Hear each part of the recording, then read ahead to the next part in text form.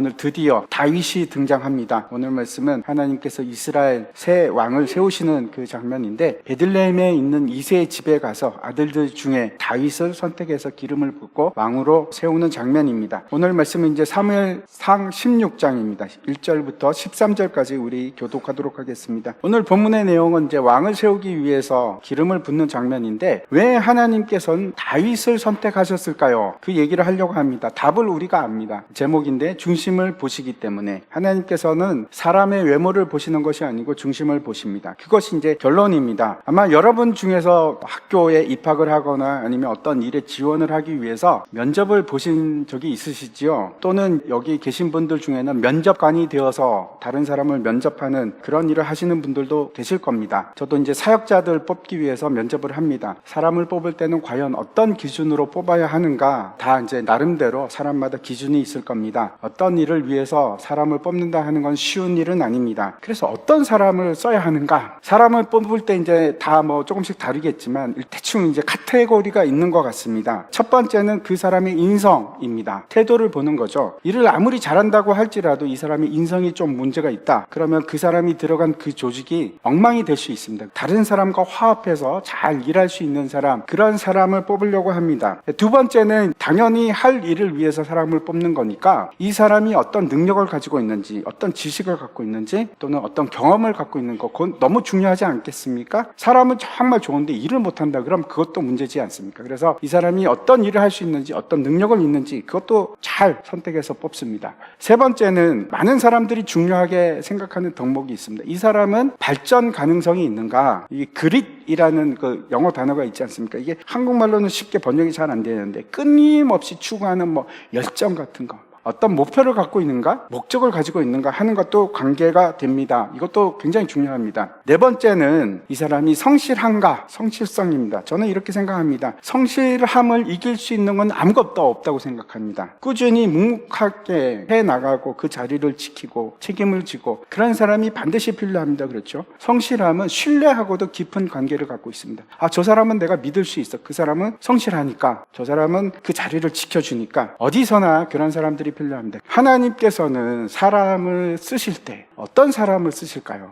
어떤 사람을 뽑으실까요? 지금 상황은 이렇습니다. 사울이 3번에 걸쳐서 하나님께 불순종을 합니다. 그 마지막 사건을 우리가 이제 지난 시간에 봤는데, 아말렉을 진멸하라 하는 그 하나님의 명령을 완전히 무시해버립니다. 사무엘이 그래서 마지막으로 어떤 부탁을 받는가 하면 사울이 그럽니다. 제사를 지내야겠는데 체면을 위해서 같이 해주십시오. 그럽니다. 그래서 결국은 이제 그 제사까지 참석을 하고 사무엘이 이제 뒤돌아서서 떠나는데, 그때 떠나기 전에 했던 일이 뭔가 하면 아말렉 왕 아각을 불러오라 이렇게 끌고 오게 합니다. 그랬더니 이제 아각이 막 너무 좋아합니다. 야, 드디어 풀려나는 거다 이렇게 생각을 했는데, 사무엘이 그때 이렇게 얘기합니다. 15장 33절을 보시면 뭐 다 알 수는 없지만 요 구절만 봐도 아각이 얼마나 잔인하게 그렇게 했는지 유추할 수가 있습니다. 많은 사람을 죽인 것 같습니다. 여인도 죽이고 그 아들들도 죽이고 어린 아이들도 죽이고. 그래서 이제 너도 똑같은 심판을 하리라, 하나님께서 그렇게 하시는 겁니다. 좀 잔인하죠. 이제 사무엘이 아각을 쪼갰답니다. 사울이 하지 못한 그 하나님의 심판을 사무엘이 대행하는 겁니다. 그리고 나서 이제 성경이 어떤 기록을 하고 있는가 하면, 사무엘이 라마에 있는 집으로 돌아가는데 그가 죽는 날까지 다시는 사울을 보지 않았다, 이렇게 기록을 하고 있습니다. 35절입니다. 이 15장에는 하나님께서 후회하셨더라 하는 말을 무려 2번이나 하고 있습니다. 하나님께서 사울을 매우 안타깝게 여기고 통곡하셨다, 슬퍼하셨다, 그런 의미입니다. 근데 사무엘도 마찬가지입니다. 사울을 위해서 밤새도록 부르짖고 하나님께 기도하고 했는데 사울이 돌아오지를 않는 겁니다. 사울이 하나님으로부터 버림을 받는데 이 사건이 얼마나 충격적이고 고통스럽겠습니까? 자기가 기름을 부은 사람입니다. 그래서 슬퍼하고 다시는 사울을 보지 않았다, 이렇게 기록을 합니다. 그리고 이어서 오늘 말씀이 이제 시작이 됩니다. 16장 1절입니다. 이제 드디어 우리가 다윗이라는 인물을 성경에서 만나게 됩니다. 다윗은 사울을 이어서 이스라엘의 2번째 왕이 됐는데 유다 지파 사람입니다. 다윗은 예수님을 잇는 아주 중요한 고리 역할을 합니다. 그가 이룬 이 왕국은 메시아 왕국의 기초돌이 됩니다. 정말 중요한 인물입니다. 그 인물이 오늘 본문으로부터 시작하는 겁니다. 하나님께서 슬퍼하고 있는 사무엘에게 이렇게 얘기를 하십니다. 언제까지 슬퍼하겠느냐? 일어나라, 베들레헴에 있는 이새에게로 가라. 그 아들 중에 내가 왕을 보았다. 이 보았다 하는 말은 내가 선택했다, 그런 뜻입니다. 사무엘이 어떻게 반응을 하는지 2절과 3절 말씀 보시기 바랍니다. 이제 사무엘이 겁이 나는 겁니다. 하나님, 지금 사울이 눈을 시퍼렇게 뜨고 지금 실제적인 왕인데, 권력을 갖고 있는데 이 소문이 들어가 보십시오. 다른 왕을 세우기 위해서 기름을 부었다, 이 소식이 들리면 어떻게 되겠습니까? 저 죽일 겁니다. 못 갑니다. 이렇게 얘기를 하는 겁니다. 그랬더니 하나님께서 달래듯이 이렇게 말씀을 하시는데, 암송아지 한 마리 끌고 가서 제사를 드린다고 해라. 사무엘이 이제 베들레헴에 도착을 합니다. 4절입니다. 보시기 바랍니다. 이해할 수 없는 일이 일어납니다. 이제 사무엘이 도착을 했는데 그 성읍 장로들이 벌벌벌벌 떨면서 그리고 맞이했다고 합니다. 아니, 왜 두려워하지? 아각 사건 때문인가? 아각을 쪼갠 그 사건이 무서웠나? 아니면 사무엘의 얼굴이 지금 어두워서 야, 이거 큰일 나겠다라는 생각이 들어서 떨고 있었을까요? 근데 이 떨었다 하는 말을 제가 이제 막 찾아보니까, 그 사용하는 그 내용을 찾아보니까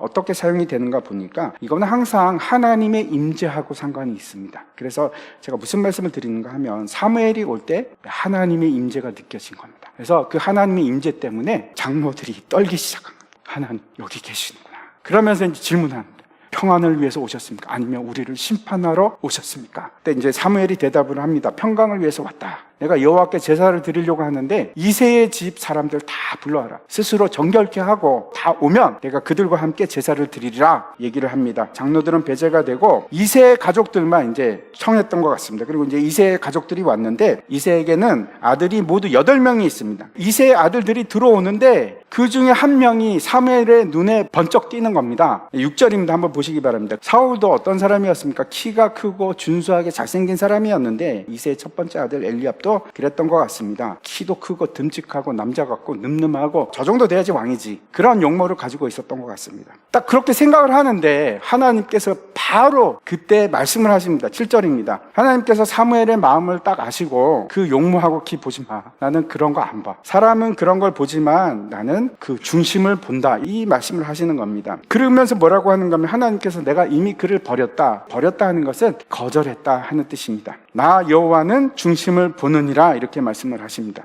그래서 어떻게 되는가 하면, 아마 이제 사무엘이 이새에게 그랬던 것 같습니다. 아들 한 명씩 내 앞을 지나가게 해라. 하나님께서 말씀하시는 그 사람에게 내가 기름을 부을 것이다. 첫 번째 엘리압이 왔는데 탈락. 5번째, 6번째, 7번째까지 아니라고 그러시는 겁니다. 아니, 그럴 리가 없는데 분명히 하나님께서 이새 아들 중에 한 명이 왕이라고 얘기하셨는데 이게 도대체 어떻게 된 거지? 그러면서 이제 사무엘이 묻습니다. 이새에게. 아들이 이게 답니까? 그랬더니 이제 이새가 얘기를 하는데, 사실은 막내가 한 명 더 있는데 양을 지키고 있습니다. 막내라는 것이 어떤 뜻인가 하면, 그 크기에 있어서 아주 작은 자, 덩치도 작고 그 다음에 댐댐이도 작고, 걔는 아닙니다. 걔는 무슨 기름 부을 만한 애가 안 됩니다. 그런 뜻입니다. 그리고 그는 지금 양을 지키고 있는, 뭐 그런 애를 데리고 오라고 하십니까? 그 아이는 아닙니다. 이런 얘기입니다. 사무엘이 그럽니다. 막내를 데리고 오시오. 안 데리고 오면 우리가 식사를 안 하겠습니다. 그래서 이제 데리고 오는데 다윗을 데리고 옵니다. 12절 보시기 바랍니다. 이 막내가 다윗입니다. 근데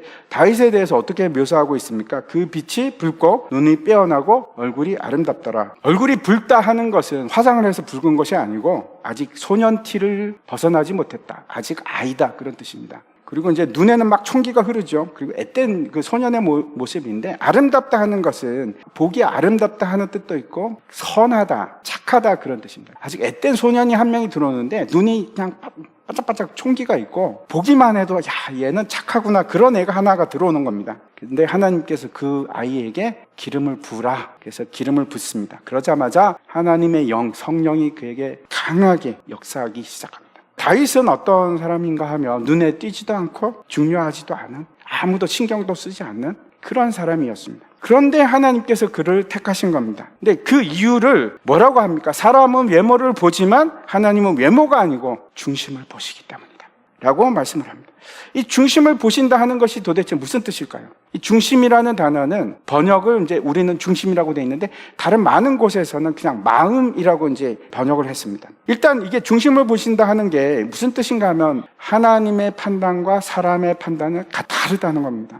전혀 다른 판단 기준을 가지고 하나님께서는 선택하셨다는 겁니다. 중심이라는 게 마음인데, 그러면 하나님께서는 도대체 어떤 마음을 보시고 판단을 하셨을까요? 하나님께서는 어떤 사람을 사용하시고 또 어떤 사람은 사용하지 않으실까? 사람은 다른 것으로 평가합니다. 우리는 뭘로 평가합니까? 먼저 외모를 보죠. 다른 사람의 인정을 받아야 됩니다. 두 번째, 우리에게 필요한 것들이 스펙입니다. 그렇죠? 사람들의 인정을 받으려면 스펙이 좋아야 됩니다. 내가 어떤 학벌을 가지고 있고, 내가 어떤 경험을 했고, 어떤 지식을 가지고 있고, 그게 굉장히 중요하지 않습니까? 또 어떤 것을 봅니까? 우리는 인간성을 봅니다. 아, 저 사람 글렀어? 아, 저 사람 좀 됨됨이가 괜찮은 것 같아. 그거 아주 중요하지 않습니까? 그걸 봅니다. 사람들과 잘 화합을 하는가? 저 사람 진취적인가? 괜찮은가? 성실한가? 그거 다 따집니다. 우리는 그런 거 보거든요. 용모를 보고, 지식을 보고, 언행을 보고, 또 사고를 보고, 그렇게 합니다. 그런데 하나님은 저런 거 안 보십니다.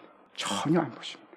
여러분은 어떠십니까? 어떤 것을 여러분 내세울 수 있으십니까? 저는 용모가 좋습니다. 또는 저는 가진 것이 많습니다. 저는 그래도 학벌이 좋습니다. 이런 거 내세울 수 있으십니까? 아니면 나는 잘난 것도 없고 학벌도 없고 무식하고 내가 가진 것도 없습니다 라고 생각하십니까?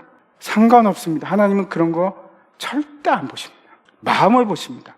이 마음이라는 것이 영어로 하면 heart, 또 integrity, 통전성, 이건 한국말로 잘 번역이 안 되는 그런 이상한 말인데, 순전한 마음, 일관된 마음, 그걸 보시는 겁니다. 사무엘상 13장 말씀 14절입니다. 보시기 바랍니다. 마음에 맞는 사람을 구하신다고 그렇게 말씀합니다. 생각해 보십시오. 어떤 것이 하나님의 마음에 맞는 걸까요? 역대하 16장 말씀 보시기 바랍니다. 9절인데, 하나님이 찾으시는 사람은 전심으로 하나님을 향하는 사람이다, 그렇게 말씀을 하십니다. 마음을 다해서 하나님을 찾는 사람, 하나님을 향해 가는 사람, 그 사람을 하나님께서 찾으십니다. 그 사람을 사용하시고 그 사람을 높이십니다. 많이 가지고 있고 안다고 해서 그런 것이 아닙니다. 그 다윗은 왜 하나님을 그렇게 찾았을까요? 어쩌면 그가 많은 고통을 겪었고, 어릴 때부터 약하고 힘이 없고 하나님을 의지하지 않고는 도저히 살 수 없어서 그 때문이 아닐까, 그런 생각을 합니다. 생각해 보십시오. 돈 많고 편하고 별로 아픈 데도 없고 건강하고 걱정거리도 없으면 뭘 그렇게까지 하나님을 찾겠습니까? 뭘 그렇게까지 하나님을 구하겠습니까? 근데 다윗은 그렇지가 않았습니다. 사도 바울이 고린도전서에서 이렇게 말씀을 합니다. 우리를 좀 보십시오. 우리 중에 지혜로운 자가 있습니까? 많지 않습니다. 우리 중에 학벌, 문벌 좋은 사람이 있습니까? 별로 없지 않습니까? 우리 중에 능력 있는 사람이 있습니까? 없지 않습니까? 하나님께서 이런 얘기를 합니다. 하나님께서 세상에 미련한 것을 택하셔서 지혜 있는 자들을 부끄럽게 하셨고, 세상에 지독하게 천한 자들을, 그런 자들을 택해서 강한 자들을 부끄럽게 하셨습니다. 사도 바울이 고린도 사람들에게 그렇게 얘기합니다. 천하고 멸시 받는 사람들, 우리들을 택하셔서 있는 자들을 패하지 않습니까? 그래서 우리는 아무것도 자랑할 것이 없습니다. 우리는 자랑할 것이 있으면 주 안에서 자랑하십시오. 우리가 무슨 자랑거리가 있겠습니까? 십자가의 도가 멸망하는 자들에게는 미련한 것인데, 구원을 받는 우리들에게는 하나님의 능력이 됩니다. 저는 설교를 준비하면서 진짜 다윗에 대한 생각이 완전히 바뀌었습니다. 저는 그렇게 생각했습니다. 다윗은 지혜롭고 힘도 있고 강단도 있고 똘똘하고 진짜 능력이 많은, 대단하다, 이렇게 생각을 했는데, 그래서 하나님께서 다윗을 쓰셨습니까? 생각해 보십시오. 다윗이 거룩했습니까? 다윗은 심지어 살인하고 간음했던 사람입니다. 근데 하나님께서 뭐라고 하시면 내 마음에 합한 자다, 그렇게 말씀하십니다. 왜 그럴까요? 그가 전심으로 하나님을 찾았기 때문에. 그걸 뭐라고 하는가 하면 그런 것을 마음이 청결한 자다, 이렇게 얘기합니다. 마태복음 5장 8절 한번 우리 같이 한번 읽었으면 좋겠습니다. 같이 읽겠습니다. 마음이 청결한 자는 복이 있나니 그들이 하나님을 볼 것이며.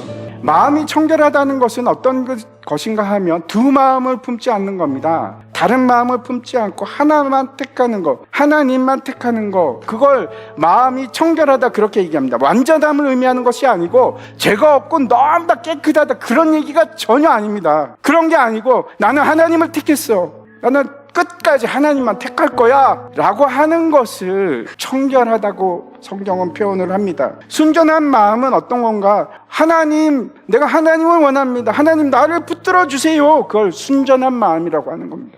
내 유익을 위해서 하나님을 찾는 것이 아니고, 그가 하나님이시기 때문에 내가 하나님을 찾는 것이고, 내 목적이 하나님이기 때문에 하나님을 찾는 것, 그게 순전한 마음입니다. 다른 목적이 없습니다. 하나님이니까, 그분이 하나님이니까 그를 찾는 것, 그게 마음이 청결한 사람입니다.